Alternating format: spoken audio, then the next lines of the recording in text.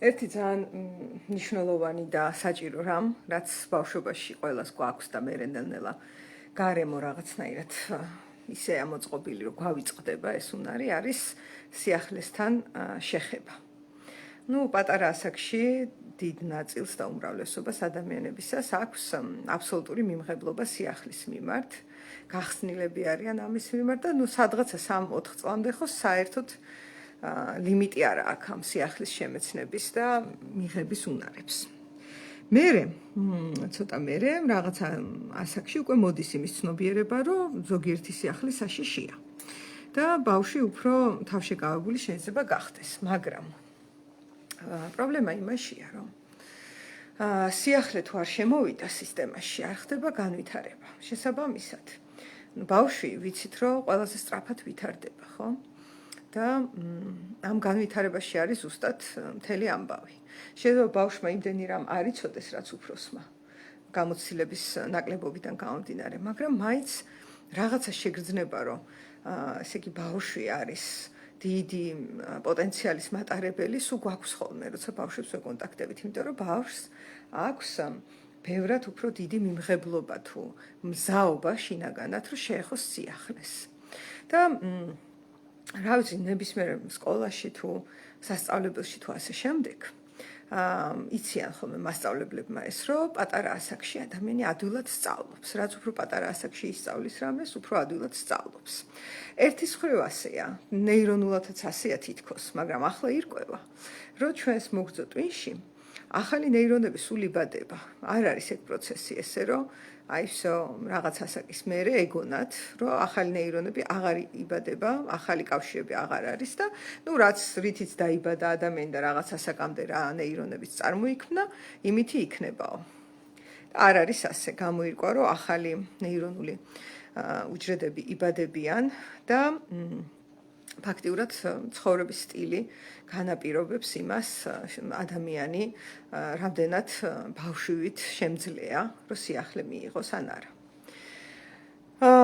და ეხლა სიახლესთან შეხებას საერთოდ მოაქვს რაღაცა ნიშნები არსებობს, სიმპტომები არსებობს, ასევე შედეგები, რა შეიძლება მოიტანოს.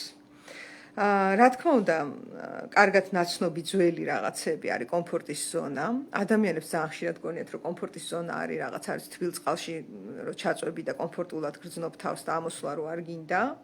ამას წარმოიდგენენ ხოლმე, როცა კომფორტის ზონაზეა საუბარი და რეალურად ის ამ სიტყვაში თვითონ არის რაღაცნაირად ისე, რომ ის მხარე არ ჩანს, რომ კომფორტის ზონა შეიძლება იყოს ის, რომ ტალახში წევს და არ ამოდის ტალახიდან, იმიტომ რომ მიჩვეულია. ანუ რეალურად კომფორტის ზონა არის ჩვევების ზონა და არა მართლა კომფორტის.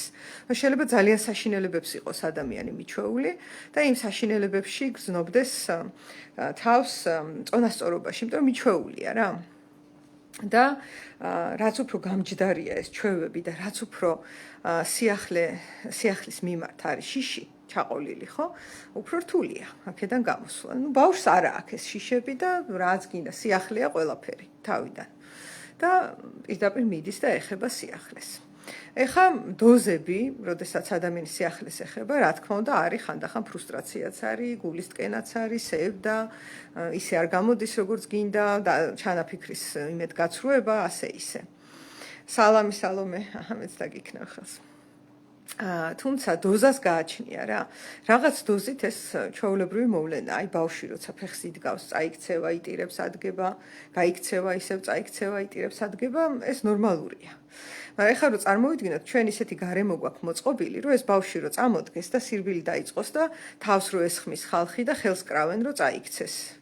აი მართლა ეგეთი გარემო გვაქვს რა, არ ვაზვიადებ და არ ვაჭარბებ. ეხლა ანალოგია რომ მოგიყვანოთ, აი ბავშვი პარკში დარბის ხო თავისთვის, ის ხანდახან წაიქცევა და წამოდგება და ჩვენ როგორი გარემო პირობებიც გვაქვს გაუცნობიერებლად შექმნილი, არის რომ მირბის ეს ბავშვი და მივდევთ ხელს ვკრავთ, ერთხელ, ორჯერ, 10ჯერ, 50ჯერ ზოგს, ანუ გააჩნია ვის როგორი გარემო შეხვდება, მაგრამ შეიძლება ძალიან ესეთი გარემოც იყოს და ამ შემთხვევაში ხა 50ჯერ ხელს რო კრავენ და წაიქცევა და თავპირს რო დაილეწავს, გააკეთებს ისე რომ გაჩერდება. ეს არის ჩვეულებრივი ამბავი. სიახლე ნიშნავს ქართველობის წარდგებას. კი, სხვათა შორის მაგ სიტყვებით ხშირად ნიღბავენ ხოლმე, რომ სინამდვილეში საუბარია, რომ სიახლე არ გვინდა. და ამბობენ, რომ აი ტრადიციები, რაღაცა ქართველობა და სხვათა შორის არიან ადამიანები, ვისაც ძალიან ისე გულანთებულად, გულუბრყვილოდ და ლამაზად წამს რაღაცა ქართული რაინდული ბუნება, წარსული რაღაც დავით აღმაშენებელი და ესეთი რაღაც და აი ამ მასე აჭერენ ხოლმე და მერე უზღუდავენ სიახლის მიღების უნარს. სხვადასხვა манипуляციებით. ხო და ეს ჩვენი ბავშვი რომელიც ფეხს იდგავდა და 50 ჯერ წაიქცა, ძალიან დიდი დოზა აღმოჩნდა წაქცევების და შესაძლოა გაჩერდა. ეხლა აქ რა სიტუაცია არის? ეხლა მშობლის როლი ზოგადად რა შეიძლება რომ იყოს? იშვიათად არის ხოლმე ესეთი მშობელი, მაგრამ წარმოვიდგინოთ, მშობლის ფენომენი ხო არსებობს, ბუნებაშიც არსებობს და ადამიანებშიც ხანდახან ფიქსირდება. და ამის სწავლა შეიძლება რომ ამავე დათრგუნველი გარემოდან გამომდინარე ადამიანს მშობლის ბუნება და თვისებები არ კონდეს განვითარებული, მაგრამ სწავლადია ჩვენ ერთი ძალიან დიდი რამე გვაქვს რომ შეგვიძლია სწავლა რა ნებისმიერ ასაკში, აგერ თურმე ნეირონულათაც კი იბადებიან ახალი ნეირონები და ეს კარგი ამბავია, ხო და ეხლა მშობელი რასაკეთებს ნახე?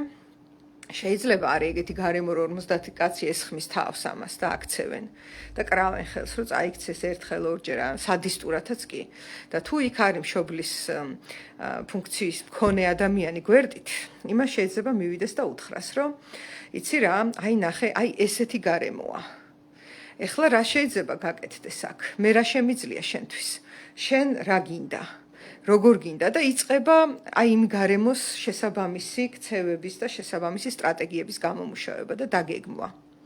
იმიტომ რომ ნახე სად იჭედებიან ხოლმე ადამიანები ნევროტულად, რომ არ უნდა მკრავდნენ ხელს. აი ესე ამბობენ. აი მე რო სირბილს ვცდილობ, აი ვინ არიან ესენი, რატომ მოდიან, რატომ კრავენ ხელს, ეს ბოროტები, ეს ცუდები და აი აქ იწყება ნევროზი. იმიტომ რომ ესეთი რეალობაა, რომ ფაქტია, თუ შენ ცხოვრებაში ასეა, რომ შენ ფეხის ადგმას ცდილობ და იქ ხელს გკრავენ, ესე იგი, ეგ არის რაშიც ხარ და ამის ნევროტული გაკრიტიკება, რომ აი რატომ კრავენ ხელს, წიხს რატომ არ ტყავენ ეს ბოროტები და ცუდები და ასე შემდეგ, რა თქმა უნდა, კრიტიკა საჭიროა და უნდა იცოდე, რომ ძალიან ცუდად იქცევიან, როცა ამას აკეთებენ, მაგრამ ამ შემთხვევაში ხელფეხი გაქვს შეკრული, იმიტომ შენ ვერ შეცვლი იმათ. ისინი ასეთები არიან.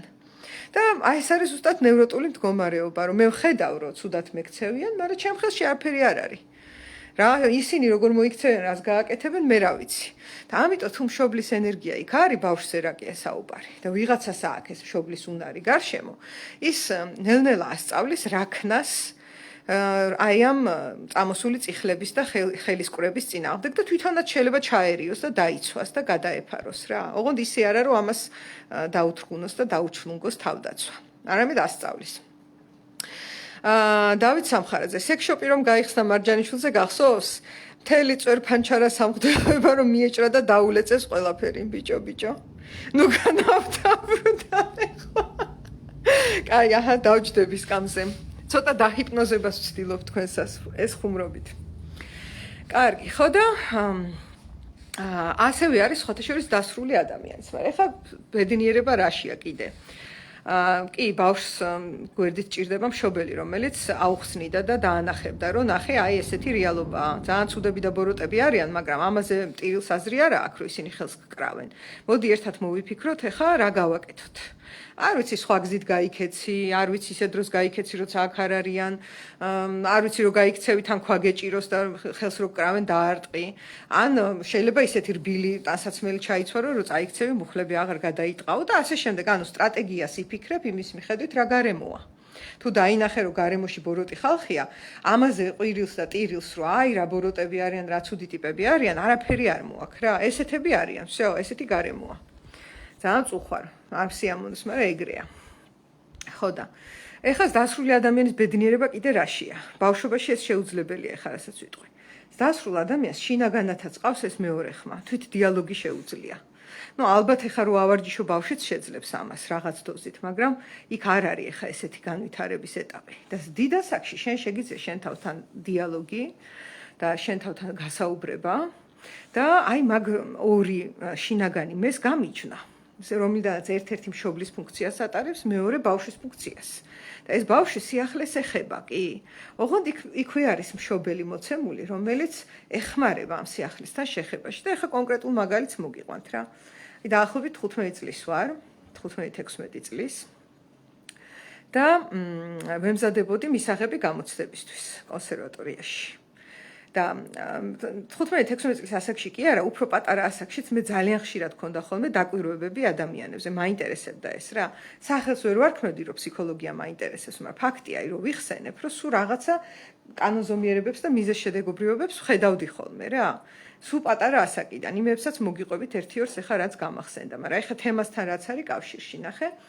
ხო და მოკეთ ვემზადები და საჯარო ბიბლიოთეკაში იყო ფონოთეკა და იქ უნდა წავსულიყავი და მომესმინა. მისაღებზე ბარდებოდა მუსლიტერატურა. და ოპერები, სიმფონიები და ასე შემდეგ უნდა დაგემახსოვრებინა და მისაღებზე ჩართავდნენ, მოისმენდი, დაწერდი რა იყო და ესე აბარებდი მისაღებ გამოცდას. ერთ-ერთი გამოცდა იყო და ამისთვისაც ვემზადებოდი. და მე ესე შევამჩნიე, მაშინ 14-15 წლის რო ვიყავი, რომ ახალ გარემოში რომ მივდივარ, თავიდან აგრესია, შენიშვნები, რაღაცა უცნაური ბოროტული განწყობილება, არ ვიცი, რაღაცნაირი დაცინვა, ზევიდან ყურა, არ ვიცი, რაღაცა ესეთი რაღაცები შემჩნეული მქონდა, რომ ახალ გარემოში რომ შევდივარ, ეს ამბავია თავიდან რა.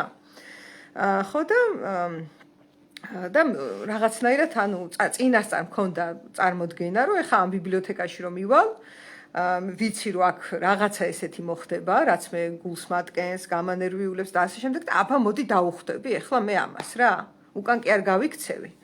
უბრალოდ წინასწარ მეცოდინება რომ ეხლა აქ იქნებიან უხეში ადამიანები, რაღაცებს მეტყვიან, იმიტომ რომ ესე არის ხოლმე. და მოდი მეც დავუხვდები მომზადებული ფსიქოლოგიურად.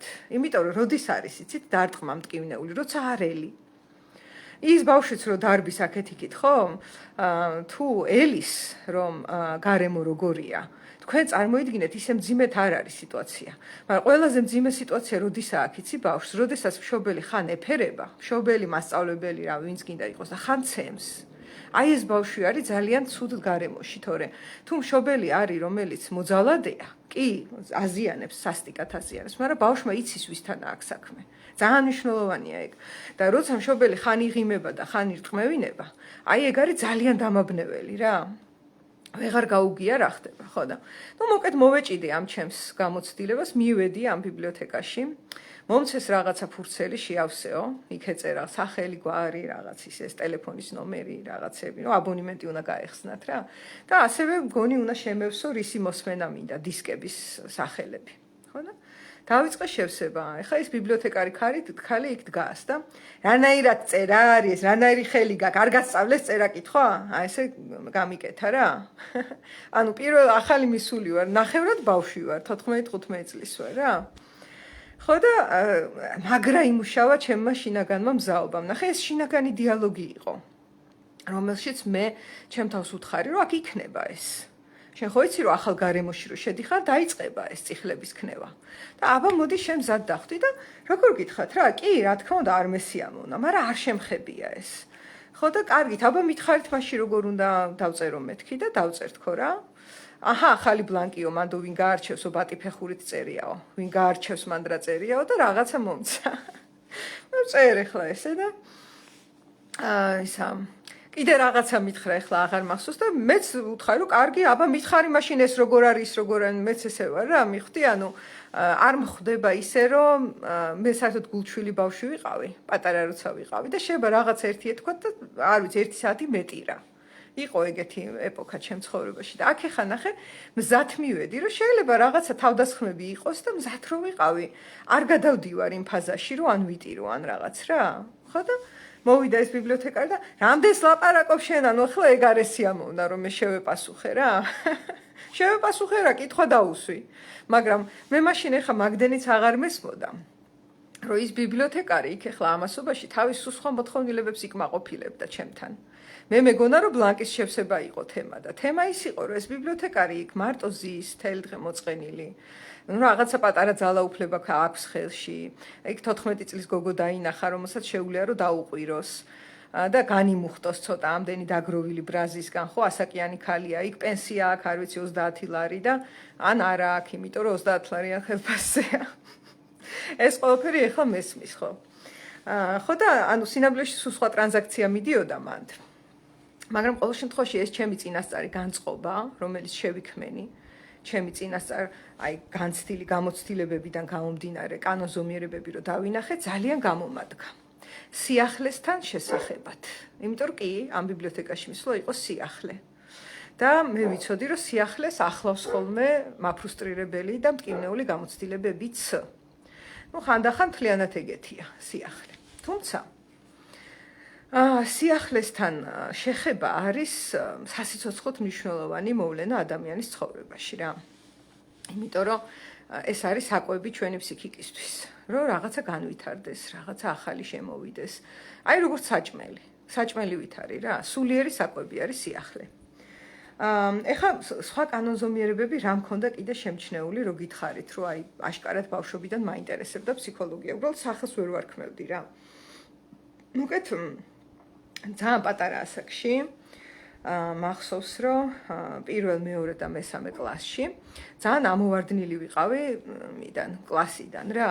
აი ცალკე მსვავდნენ, ქერა ბავშვებს არ ვათამაშებთო, რაღაცა დამცინოდნენ, ქუდს მართმევდნენ, არ ვევასებოდი მაგრად, არც მასწავლებლებს, არც მოსწავლეებს, არავის არ, მე ასე აღვიქვავდი, ახლა 6 წლის ვიყავი და ხომ აქ უფლება რომ სუბიექტურად აი როგორც ხედავდი შავად ისე გეუბნებით რა ძალიან შავად ხედავდი სამყაროს რომ აი ვერ მიტანენ ვეზიზღები და ასე შემდეგ და ნუ ეხა ფაქტია რომ გოგოები ჩემ გვერდზე არ ჯდებოდნენ ეს რეალობა არის და ვიღაც ერთადერთი ბიჭი იყო ვინც ჩემ გვერდზე იჯდა მახსოვს და ეხა მეგობრობდაო ვერ ვიტყვი მაგრამ ნორმალური ურთიერთობა მქონდა ყოველ შემთხვევაში არ დამცინოდა ან რაღაც ეგეთი და ну სხვა ბიჭები იყვნენ, ვისაც ზოგს თან მოვწონდი, თან ჩანთას მართმევდნენ, თან რაღაცა თმას წიწკნიდნენ.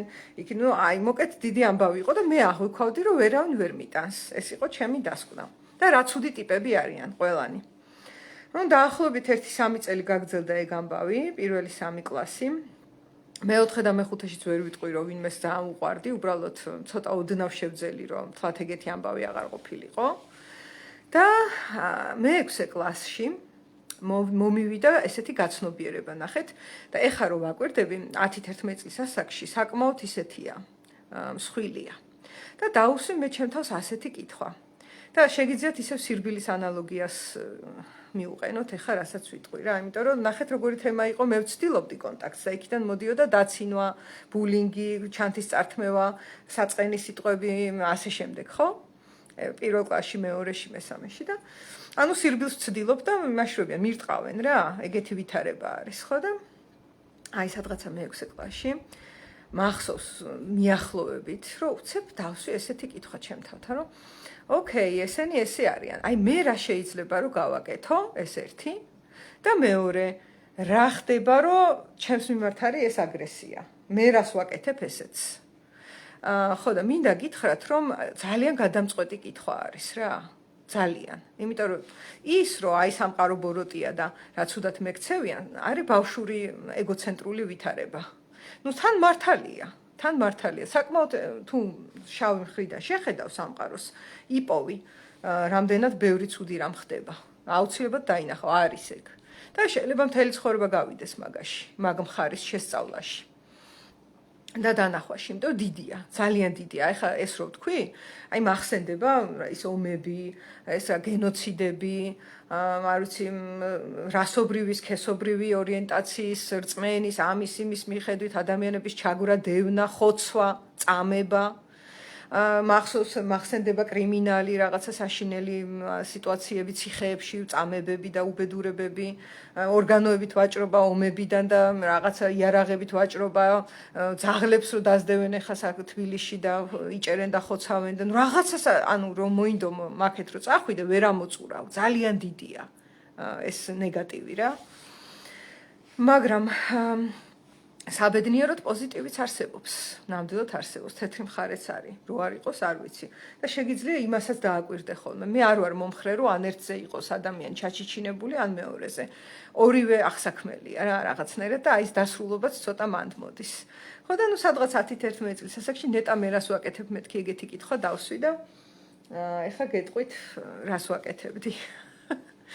მოკლედ ძალიან გულწრფელად გამოვხატავდი ხოლმე ჩემს აზრებს მაგასაკამდე. ყველაფერს პირდაპირ ვამბობდი და გარემო რაშიც ვიყავი, არ იყო ამის მიმღებელი და არ იყო მეგობრულად განწყობილი გულწრფელობის მიმართ. და ეს იყო ის გარემო რაშიც ვიყავი. ხო და შესაბამისად გამოდიოდა რომ მე ვარ წყალში, ესე რომ წარმოიდგინოთ და ვცდილობ რომ ვირბინო. ანუ აცდენა აქ ის არის რომ წყალში ვერ ირბენ, წყალში შეგიძლია იცურაო. ნუ რა თქმა უნდა ეხლა რომ გაიზდები მე ადამიანი ან ბავშვობაშიც შეიძლება ვიღაცამ ჩაიფიქროს რომ გარემო გადააკეთოს და შეცვალოს გარემო და გვაქვს ჩვენ ამის ძალა ადამიანებს მაგრამ თუ ჯერ ის არ არის გაცნობიერებული რომ წყალია აქ და აქ სირბილი არ გამოვა და უნდა ვიცურაო საეჭვოა რომ იმ გარემოს შეცვლა შეძლო იმიტომ რომ გარემო რო შეცვალო ჯერ ის უნდა დაინახო როგორია ზუსტად უნდა აღიქვა როგორია თორე რას შეცვლია ბა შენ გონია რომ მინდორზე ხარ და თურმე აგერ წყალია ირგვლივ ხო და მე გადავწყვიტე ესეთი რაღაც, რომ ჩემთვის ყოფილიყავი და ჩემი აზრები ჩემთვის შემენახა. და ესე ხმამაღლა აღარ მეძახა და მეყვირა. ეგ ერთი და მეორე რაც გადავწყვიტე, ნუ კარგად ვსწავლობდი საკმაოდ. დასტიმულირებული გონება მქონდა ძალიან. და გადავწყვიტე, რომ ეგრე კარგად არ მესწავლა. და თქვენ წარმოიდგინეთ, სადღაცა მე-6 მე-7 კლასიდან დავიწყე სპეციალურად ისე გაკეთება, რომ მიმეღო დაბალი ნიშნები. და ვიღებდი კიდეც ამ დაბალ ნიშნებს, ორიანიც მიმიღია, სამიანიც მიმიღია, შატალოზეც წავს ვარ, ასე შემდეგ და ბევრი რო არ გავაგრძელო, ვინტეგრირდი, ჩვეულებრივად. სხვა სკოლაში გადავედი, მაგრამ ნუ იმ ახალ კლასშიც იგივე მოხდებოდა და ვინტეგრირდი ისე, რომ ახლა ვერ ვიტყვი, რომ ძალიან ახლო მეგობრები ბევრი მყავდა მეთქი კლასში, მაგრამ მტრებიც აღარ მყავდა იმდენი. ეს ისო ბავშვური მას გეოვნებით რა, დასაწყისში ძალიან მტრულად აღვიქვავდი გარემოს. ესეც სიახლესთან შეხება იყო, ნახე, სიახლე ამ შემთხვევაში რა არის? ის თუ როგორ ხედავ მე გარემოს. თუ თვალები მიხუჭია და წარმოსახვით სამყაროში ვცხოვრობ, მაშინ მე გარემოს ვეკონტაქტები ჩემი წარმოსახვიდან. და ის აუცილებლად ტკივილით მიპასუხებს. წყალში თუ ჩავედი და სირბილი ვცადე, დავიხჩობი დიდი ალბათობით. აი ეს არის, ამ ძალიან მნიშვნელოვანია, რომ ადამიანმა შეძლოს დააკვირდეს გარემოს. როგორია ის? ესეც სიახლეა. და სხვათა შორის, აი შეიძლება რამე ძალიან მიჩვეული გარემო გქონდეთ, მაგრამ აბა წადი იმ განწყობით, რომ დააკვირდე ამ გარემოს და ნახე რამდენ რამეს აღმოაჩენ, უამრავს, რაც აქამდე არ დაგინახია. ეხლა მესამე რაც სიახლესთან დაკავშირებით, რაც ბავშვობაში გავაცნობიერე თუ არ ვიცი, სადღაც მინდა გითხრათ, რომ გაცნობიერება უფრო გონებრივი მოვლენაა და იქ უფრო ინტუიციამ კარნახობდა, მაგრამ ეგ ინტუიცია ძალიან მნიშვნელოვანია.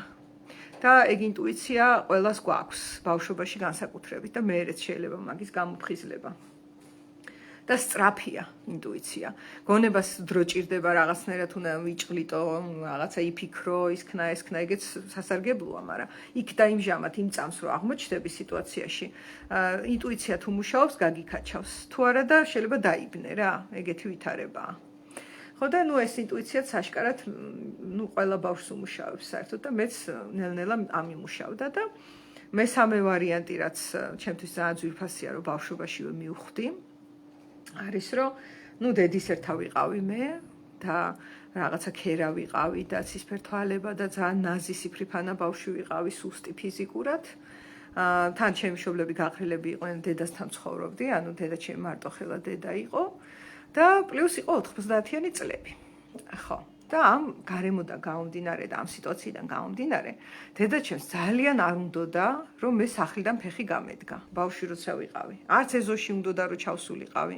მოკეთ არცად არ უნდოდა, რომ მე სადმე წავსულიყავი. თუ სადმე წავიდოდი, თვითონ ესე ხელი ეჭირა ხოლმე და დავყავდი რა. ესეთი სიტუაცია იყო. და მე რაღაცა ასაკში, ალბათ ესე ისევ 9-10 წლის ასაკში, მივხვდი, რომ ეს ამბავი ესე თუ წავიდა, კარგი აქედან არაფერი არ გამოვა. და ძალიან დიდი ამბავი ავტეხე იმაზე, რომ ეზოში ჩავეშვი. აი უდიდესი ამბავი და რაღაცნაირად შევძელი რომ გამიშვა რა ამ 90-იანების ეზოში. ხა სხვა ბავშვებსაც ხო უშვებდნენ მშობლები ახლა. ეგრეც არ იყო რა, მაგრამ ამას უფრო დიდი სირთულე ჰქონდა. გასაგები მიზეზებიდან გამომდინარე და რაღაცნაირად მოვიპოვე ეგ და გამიშვა ეზოში, მაგრამ ეხლა ნახეთ რა მოხდა. ეხლა წარმოიდგინეთ რომ ამ ეზოში ვაჟას კვარტლებზეა საუბარი. იყო ხალხი რომელიც იქ დაიბადნენ, ბავშვობიდან ერთად გაიზარდნენ და ამასობაში 9-10 წლისები და ზოგი 12-ის და 15-ის არის და სამეგობროა შეკრული და მე კიდე სახლში ვარ, დამინახავენ რომ დედაჩემმა ესე გამომიყვანა ხელით წამიყვანა სადღაც, უკან ამომიყვანა. ამას უყურებენ რა, ერთი რავი, რამდენი წელი ხო? და მანდ რო ჩავედი, რა თქმა უნდა ძალიან ცუდად დამხვდა გარემო. ძალიან ცუდად დამხვდნენ თავიდან. მანდაც წამოვიდა რაღაცა, არ ვიცი, კრიტიკა, დაცინვა, ესენი რა ქვია, რაღაცა ინტრიგები დამიხლართეს, იყო რაღაცა ამბები რა, ბავშვური, მაგრამ მტკივნეული, იმას აქში ძალიან მტკივნეულია. ხო და ახლა მანდ რა უთხარი ჩემ თავს, ნახე, შინაგანი დიალოგი უკვე მიმდინარეობდა აშკარად რა. აი სადღაც 10 წლიდან დავიწყე მოკლედ ჩემ თავთან საუბარი და ესე უთხარი რომ შენ ახლა ცოტა ხანი ამას უნდა გაუძლო მეთქი. თავარი ის არის რომ ესენი ახლა რასაც გიკეთებენ უკან სახში არ ახვიდე. დანარჩენი ყველაფერი გამოვა მეთქი რა, ესე უთხარი ჩემ თავს და იყო იქ რაღაცეები თეთრი ის მეცვა წყალი გადამასხეს. ლამის ტიტველი ხდები მერე ხო, როცა თეთრი გაცვია. იქ მერე სიცილები გავეკიდე, ქვავესროლე, იმან რაღაც აქნა, ბავშვური რაღაცები იყო, მაგრამ მტკივნეული იმას აქში ძალიან. ეხა მეცინება რომ იხსენე. კაი მოგონებად გადაიქცა. ხო და ერთხელ ამოვედი ვიტირე, ჩავედი, რაღაცები ვაკეთე და იქაც ერთ დღესაც მე ძალიან დამამახსოვრდა ეგ დღე და შეიძლება იმ ბავშვებსაც და დღემდე კაი ურთიერთობა მაქვს მაგ ჩემ მეზობლებთან ბავშვობის. კალამი ქონდა ლურჯი კალამი და ხელზე დავიხატე რაღაც.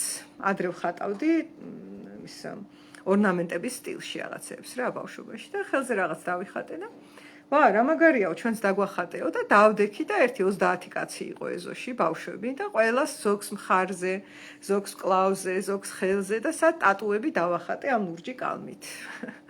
ხო და მაგ დღიდან მოყოლებული ვითვლებოდი უკვე გუნდის წევრად. აი ესე ვინტეგრირდი და მინდა გითხრათ რომ ერთი გადასახედიდან ბოროტულად ჩანს ეს ყველაფერი, ხო? ახალი ადამიანი მოვიდა, ცუდად რატო ექცევი და რაღაცა შეგიძლია ეგ მორალი წაიკითხო, მაგრამ მეორეს მხრივ მე სიახლე ვიყავი. ეხლა ნახეთ მეორე მხრიდან გადაგიტრიალებთ სიახლეს. მე ხო შევეხე სიახლეს იმითი რომ იქ ჩავედი და ამ უცხო ბავშვებში ვინტეგრირდი. იმიტომ რომ ჩემ თავთან დიალოგი ვაწარმოე, რომ სიახლეს რო შევეხები მეტკინება, მაგრამ არა უშავს.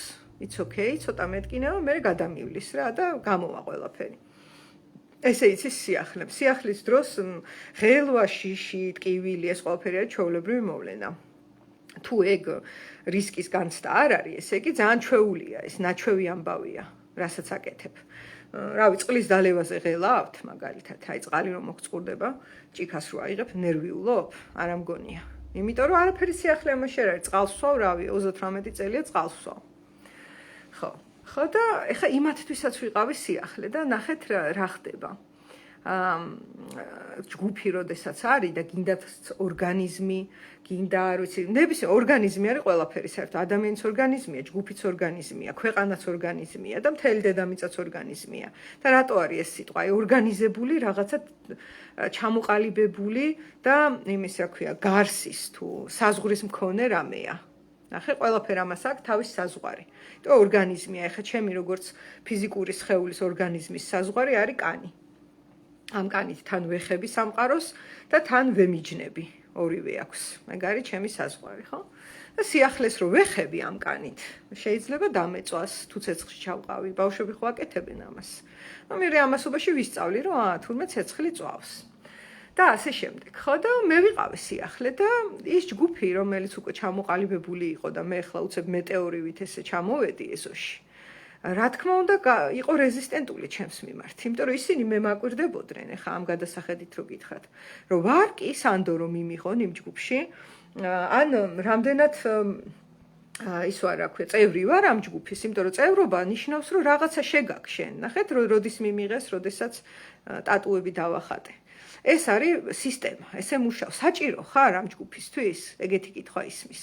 ამიტომაც თუ სადმე ინტეგრაცია გინდა და სიახლეში შედიხარ და შენ ხარ სიახლე იმ ადგილას, უნდა იფიქრო იმაზე, რომ აი იმ ორგანიზმს, რომელიც მე სანამ საერთოდ იქ მივიდოდი, იყვნენ უკვე, ხო? და ფუნქციონირებდნენ მშვენივრად ეს ხალხი. რა შემიძლია მე შევმატო, ჩემი მისვლით, რითი შეიძლება ვიყო კარგი გაგებით საჭირო. ისეთი საჭირო კი არა, რომ გამომიყენონ და შემჭამონ. არა, მაგრამ bring the value რა, არ ვიცი ქართულად როგორ თქვა, მაგიდაზე მე რა დავდე, როდესაც მივედი იქ. ნუ ვიღაცამ ნამცხვარი მოიტანა, ვიღაცამ ხორცი მოიტანა, ვიღაცამ ხაჭაპური მოიტანა, ვიღაცამ კოკა-კოლა მოიტანა და მე რა მივიტანე. რა შევიტანე იქ, სადაც მივედი რა. და აუცილებლად რაღაცის შეტანა შემიძლია უნიკალურის, ისეთის, რომელიც იმ ჯგუფს არ აქვს. აი ეს არის ადამიანური, ესეც ძალიან ბედნიერი და სასიამოვნო ჭეშმარიტება.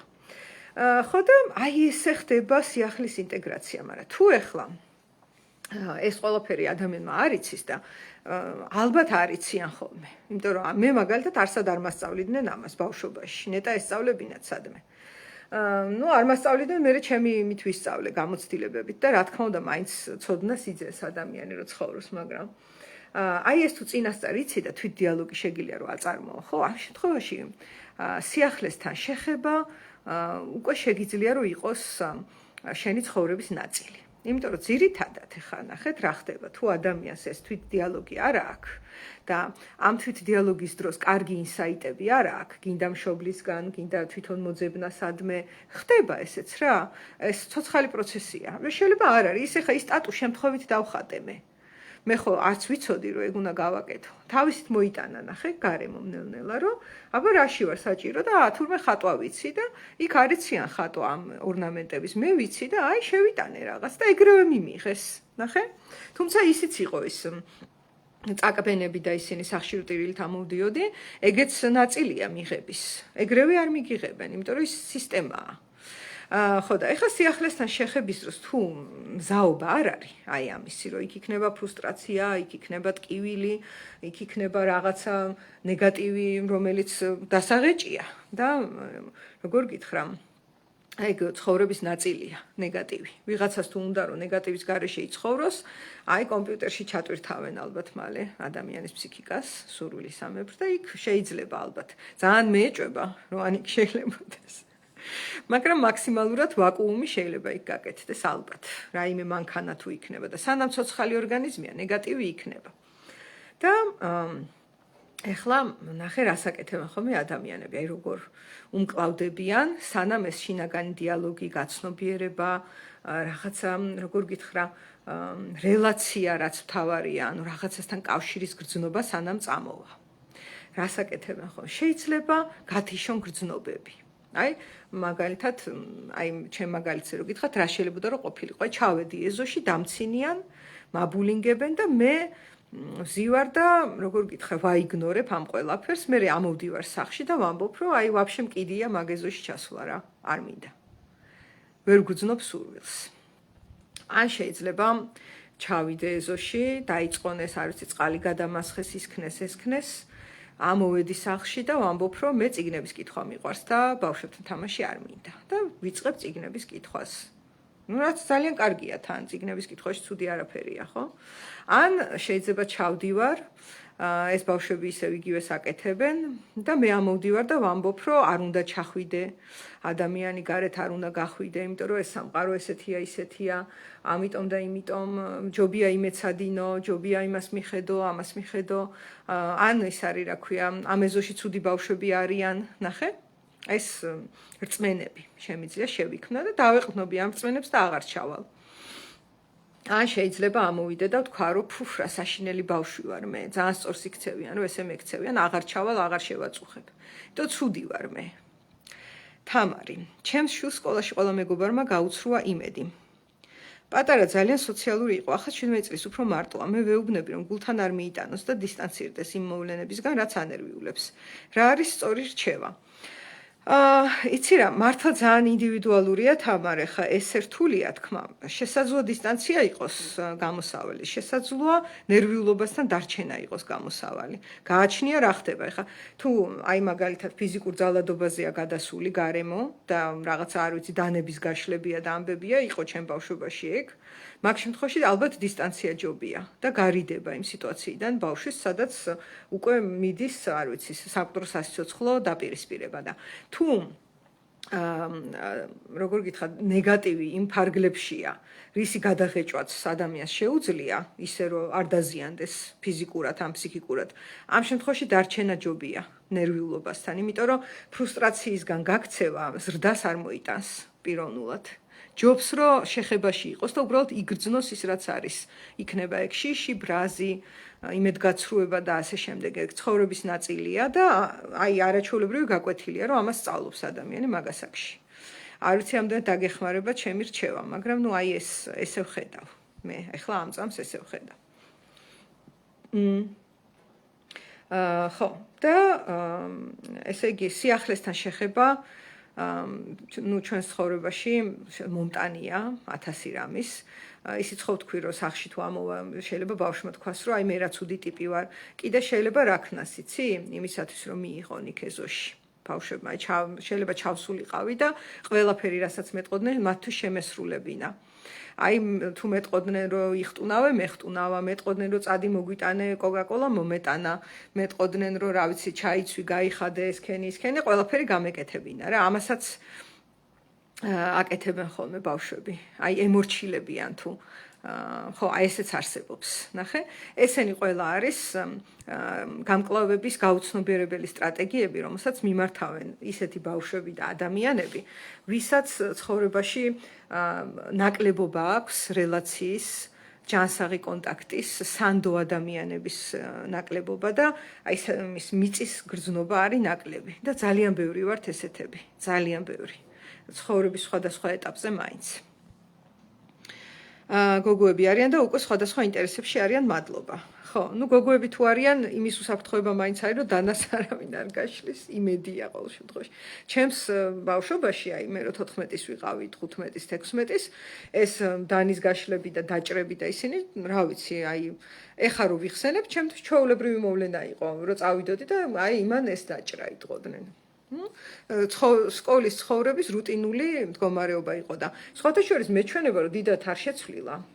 ისეთი კრიმინალი ისმის ხოლმე ამ გარდატეხის ასაკის ხალხზე, რომ არ ვიცი. დღემდე არის აქ ეგ საშიშროება და ნუ გოგოებში ნაკლებია. კიდევ რა მინდოდა მეთქვა სიახლესთან დაკავშირებით. ხო, ის გითხარით ხო, გუნდი, ანუ სანამ მიგიღებს, როცა ახალი ხარ, აუცილებლად გეწინააღმდეგება. ადამიანსაც აქვს წინააღმდეგობა სიახლის მიმართ და თერაპიაშიც თუ დავინახეთ პროცესში, რომ კლიენტი წინააღმდეგობაში გავიდა და რაღაცას, როგორ გითხრა, რაღაცა თავდაცვის მექანიზმი გააქტიურა, ეს არის სიმპტომი, რომ სიახლე მოდის, მალე მოვა სიახლე. ანუ სიახლის მიმართ არსებობს აი ეს შიშები და რისკის გრძნობები და ასე შემდეგ. თუმცა სანამ დავასრულებ ერთ რამესაც ვიტყვი, რომ კიდე არსებობს ესეთი გაუცნობიერებელი მდგომარეობა სიახლის მიმართ, რომ შესაძლოა აი ეს პოლუსი ხო აღწერე, ნუ აღარ ჩავედი ეზოში, რაღაც სახში ჩავიკეტე, თვითგვემას მივეცი, მე რა ვიცი, რწმენები შევიქმენი, რომ არ ვარ განან ცუდები არიან, ბოროტები არიან, ან მე ვარ ცუდი, მე ვარ ბოროტი, ამიტომ არ მიიღე 1000 რამე ხო ჩავიხვი და ძირითადად ყველა არის, რომ განვერიდე სიახლეს, ეს განრიდება.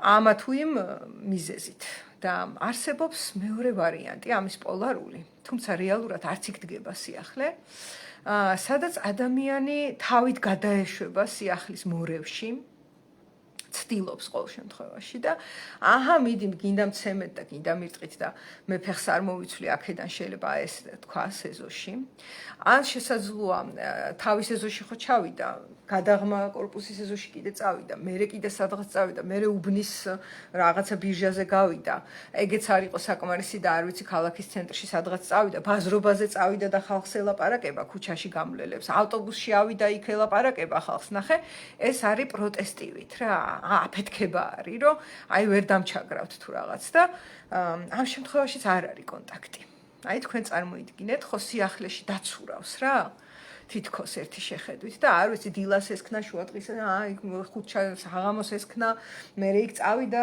ეს გააკეთა სახში ვიღაცები ამოიყვანა გაიყვანა გამოიყვანა სახელები აღარ ახსოვს იმდენ ადამიანს ელაპარაკება და აი აფეთქებულია მაგრამ ეგეც თავდაცვა არის არ არის ნამდვილი კონტაქტი იმიტომ რომ სიახლესთან თუ მართლა კონტაქტში მოვიდა და შეეხო მაგას აქ დასვენების ფაზაც აუცილებლად შეხვედრა და მე დასვენება და ან სულ დასვენება ანუ განრიდება და ან სულ შეხვედრა ორივე პოლუსია და ორივე შემთხვევაში სიახლესთან შეხება არ დამდგარა ანუ საკვები აკლია ჩვენს ფსიქიკას ნუ ბევრ სიახლეს გისურვებთ ასიმილირებულს რა თქმა უნდა და გადაღეჭილს და აი მაგ შეგრძნებას რომ მით უმეტეს უკვე დასრულ ასაკში როცა ძალიან პატარები აღარა ვართ შინაგანი დიალოგი შეგვიძლია ჩვენ საკუთარ თავთან გქონდეს და შევამზადოთ ჩვენი შინაგანი ბავშვი სიახლეებისთვის და ამ სიახლის დადგომის დროს როცა დგება სიახლე და არ ვიცი შეიძლება ძალიან დიდი სიხარული მოიტანოს სიახლემ საბედნიეროდ ესეც არის და შეიძლება ტკივილი მოიტანოს და ორივე შემთხვევაში რომ ჩვენ თვითონვე დაუდგეთ ჩვენ თავს გვერდით აი ეს და არა ველოდოთ რომ გარემო იქნება კეთილი ან ბოროტი აი ასე ეს მინდოდა მეთქვა და აბა ლამას და სიახლეებით სავსე დღეს გისურვებთ თამარ დიდი მადლობა ელენე მადლობა ძვირფასო ყველას დიდი მადლობა თუ არ დაგეზარებათ დაალაიქეთ და ეს ლაიქები მე საშუალებას იძლევა რომ სხვებმაც ნახონ აბა ჰე